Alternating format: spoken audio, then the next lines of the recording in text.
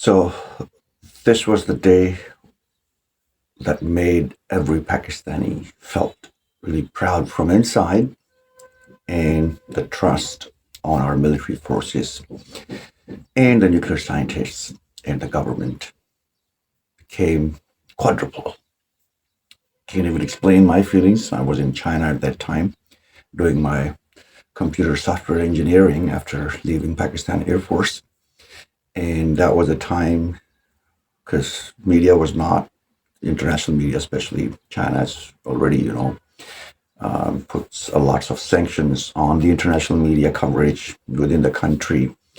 So someone, family member called at about Chinese 7 or 8 o'clock p.m. on that day. And that person was on the phone when he just said, Nara Takbeer and Allahu Akbar. And we all were surprised what happened. And then he said Pakistan did the nuclear explosions. And we all came out, I remember very clearly, like 7 or 8 guys, and, doing whatever the public did back in times. So it was a proud moment for Pakistan. And I would say that from day one onwards, Zulfikar Ali Bhutto, at that time Prime Minister, he, right after taking over the government, he came up with his plan. And Dr. Abdul Salam, our Nobel Prize winner in the field of physics, Dr. A.Q. Khan, Dr. Samar Mubarak, all these names, from that time onwards, all the way till the nuclear explosions happened. That was that time Prime Minister Mia Nawaz Sharif. In between, it was Benazir Bhutto. Before that, General Ziaul Haq. None of them compromised on Pakistan's nuclear program, and it was kept really secret. So I will talk about the role of Pakistan Air Force during whole this operation, that hardly a few people have ever talked about that. So, and I will cover up a myth. It is said that there were 4 F-16s assigned to kill the C-130 if it changes its course. So I will debunk that at the end of the video. Watch that carefully. So this video is for especially for my ISSB students, those who are going to appear in Pakistan Air Force tests for GDP, for air defense, for even being an airman, NCOs, non-commissioned officers, admin officers, medical officers, you name it, because that's one unit that comes up together and makes things happen that make the nation proud. In 2019 and 2025, we have seen PAF's work, and that it was immaculate, and even our rivals are still, their fingers are in their mouth between the teeth. What has happened? So credit given to all the relative people, the ones who did efforts to have that day happen. That was in response to India's second time nuclear explosions. First time they did in 1974.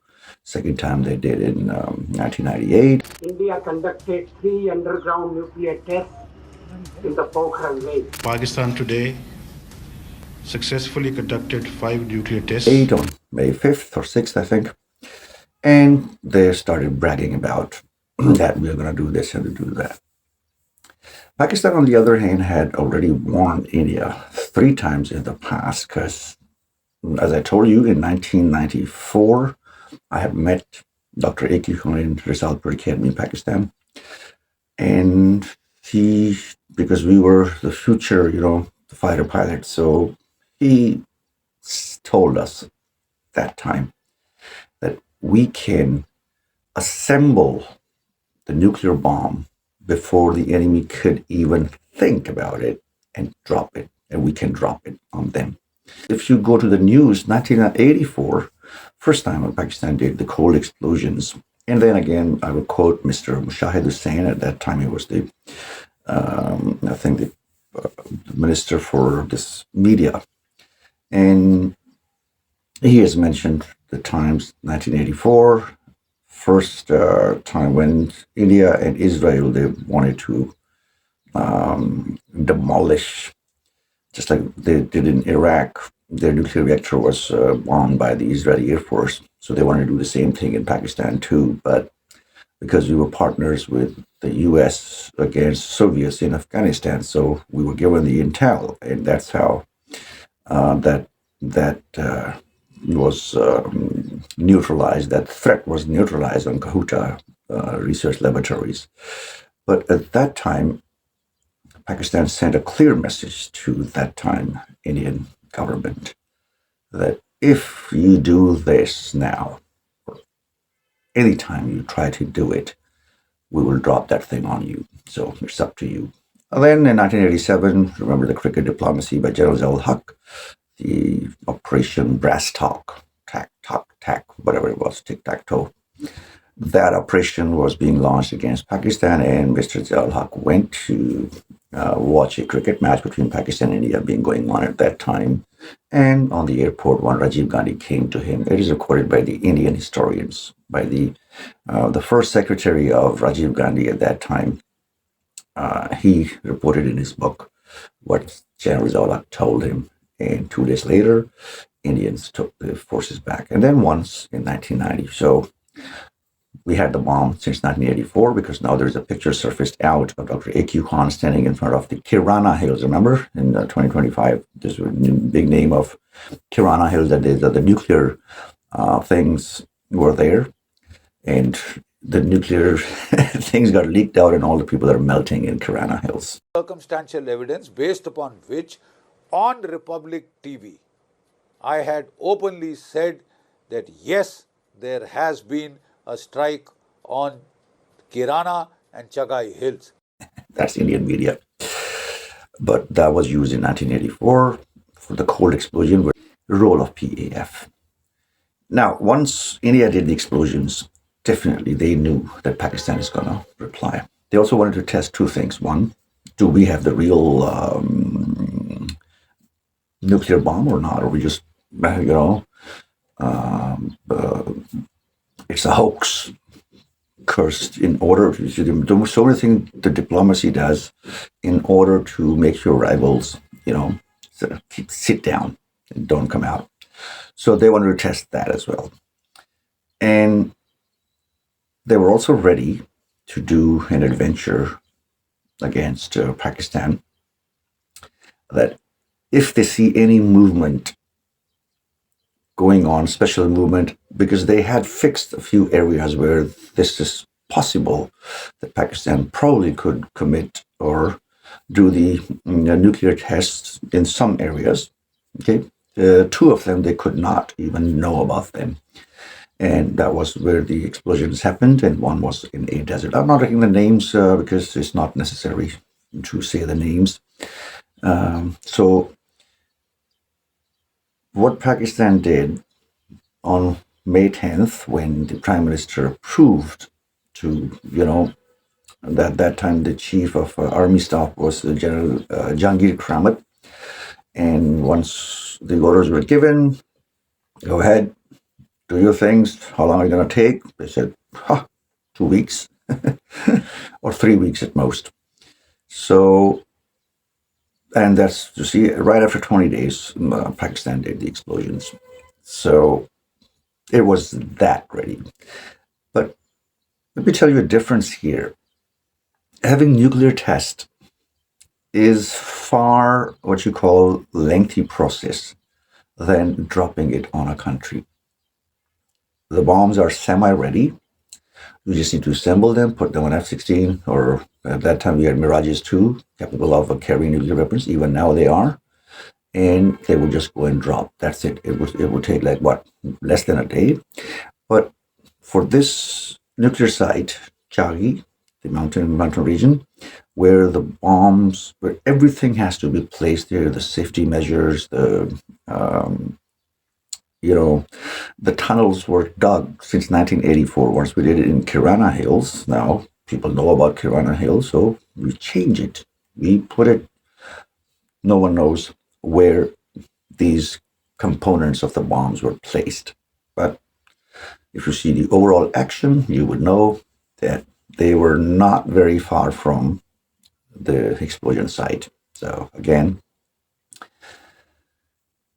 in order to get these things moved, okay, in different sorties, so Pakistan Air Force carried out 71 sorties of C-130 Hercules, and they carried the material in terms of weight was 1.2 million. This was the amount of weight Pakistan 6th Squadron, our air transport wing, they moved during these 15, 16 days before the explosion.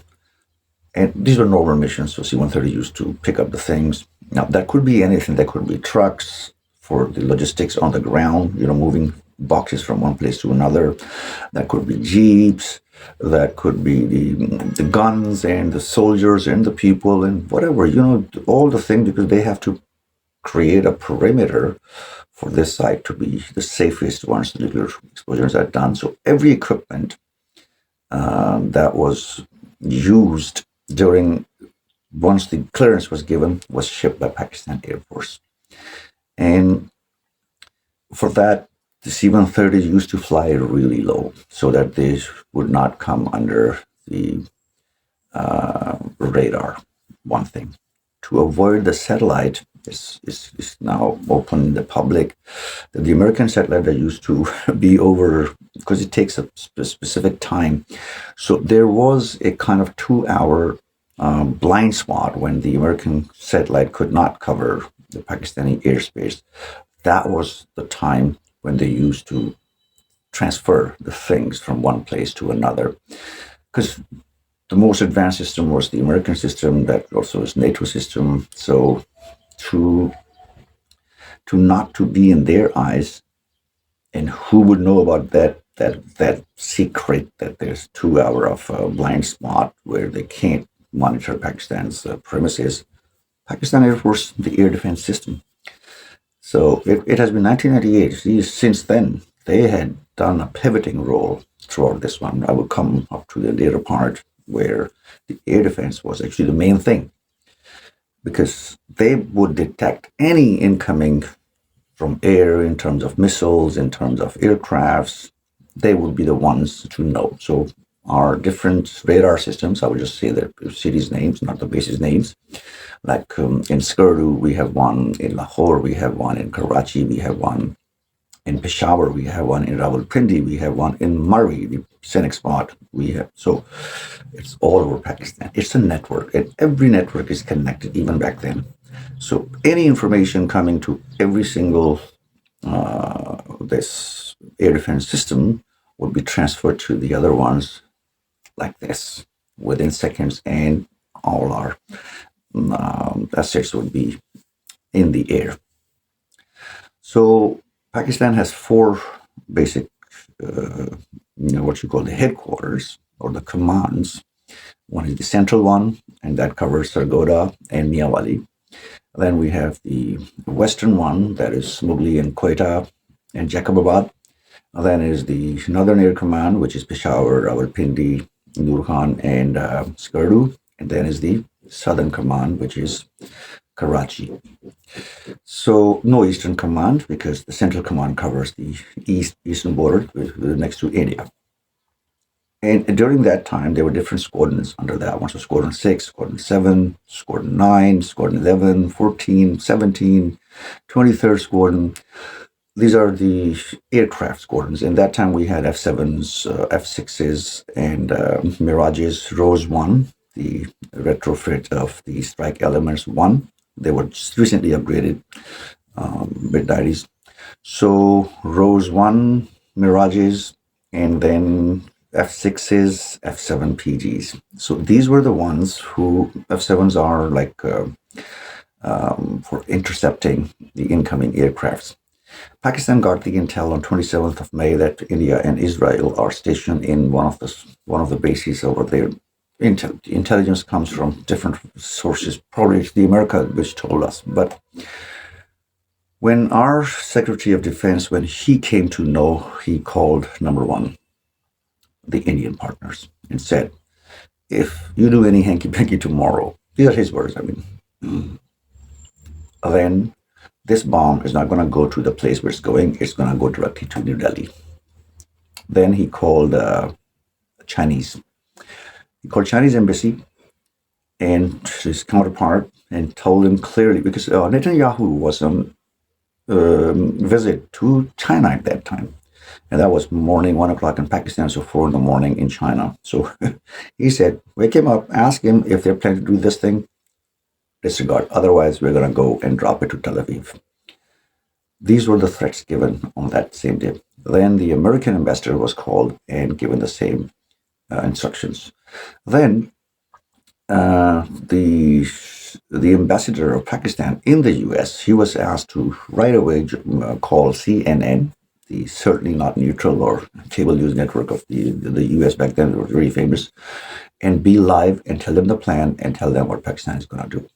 That the only way to reinstate balance in the region, in South Asia, was through a deterrence and a dissuasion which would be visible and which would send a clear message to India not to embark on any actions which would be reckless of the type that they were promising to take in Kashmir and against Pakistan itself. So that's how we countermeasured the possible threat. Now, how much guts they had to commence that attack, we don't know. It didn't happen, so it's a Schrodinger's cat. But Pakistan was ready diplomatically and, of course, Air Force-wise.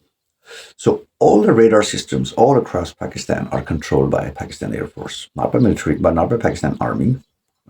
Pakistan Army, on the other hand, they gave the ground support on the borders and covered the whole area where the explosion was going to happen. That was a huge area, and a whole brigade was stationed there, covering and giving cover to if anything happens from the ground, which was rarely going to happen.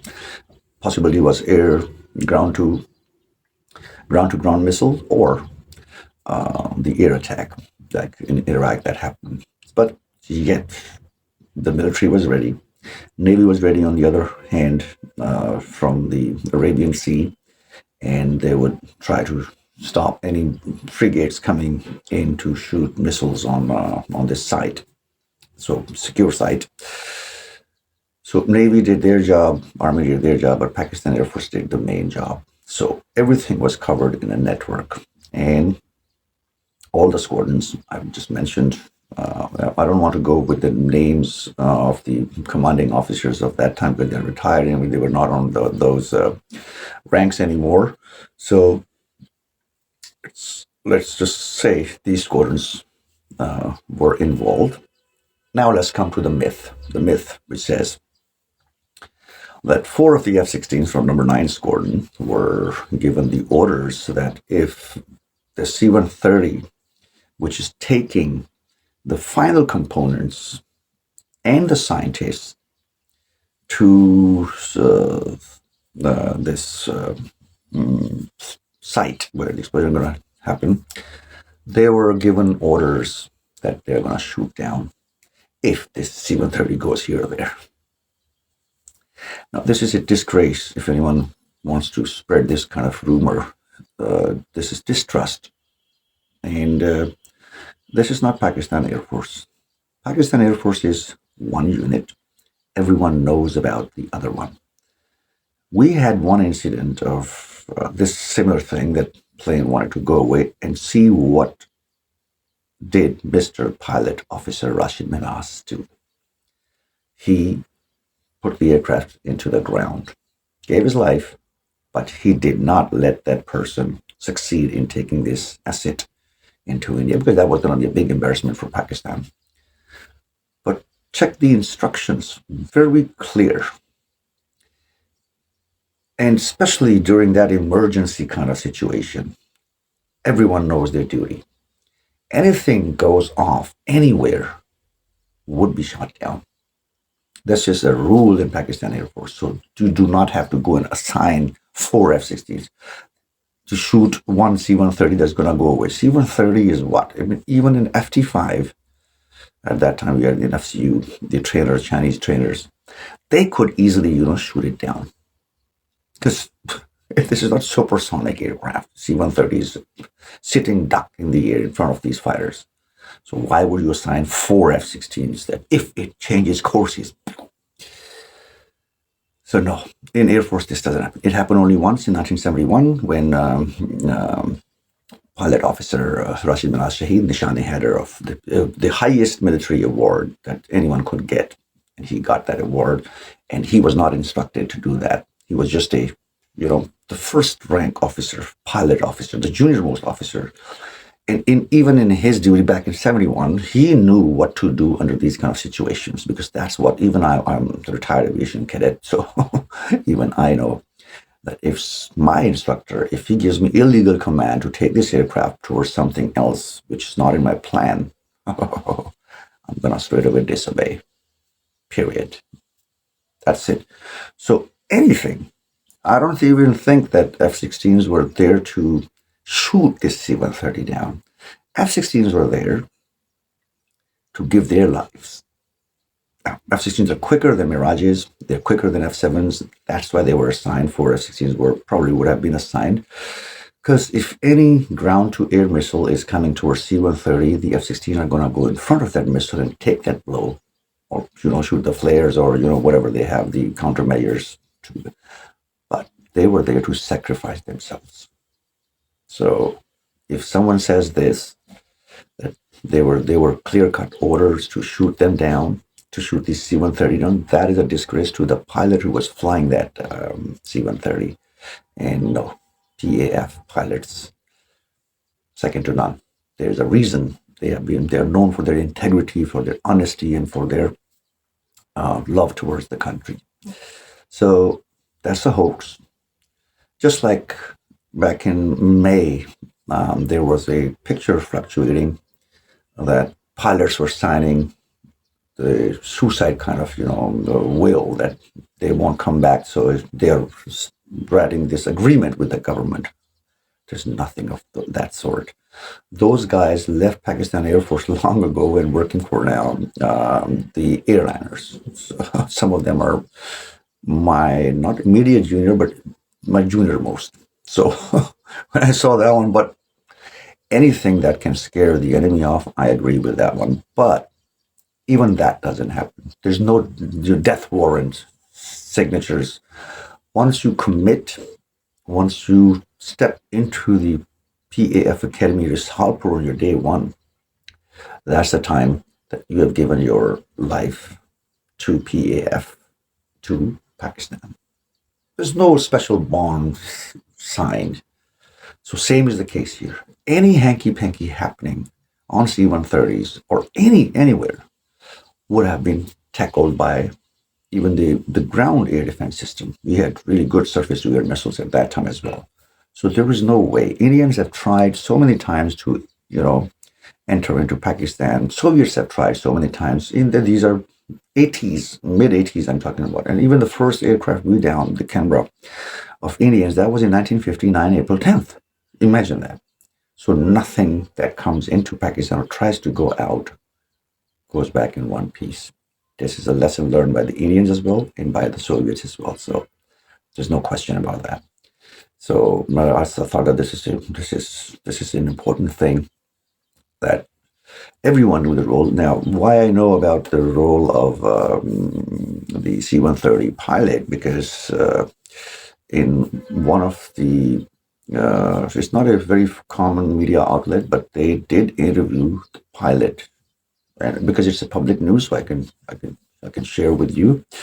As Group Captain retired Sohail Naeem, and he was the main pilot, and he has told us all story that how he came home, normal pack up, lunchtime. You normally you get pack up, you go home and have your lunch with your kids and family.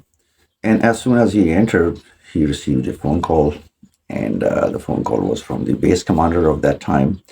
I think Wing Commander Sarfraz at that time. He was leading this air transport wing.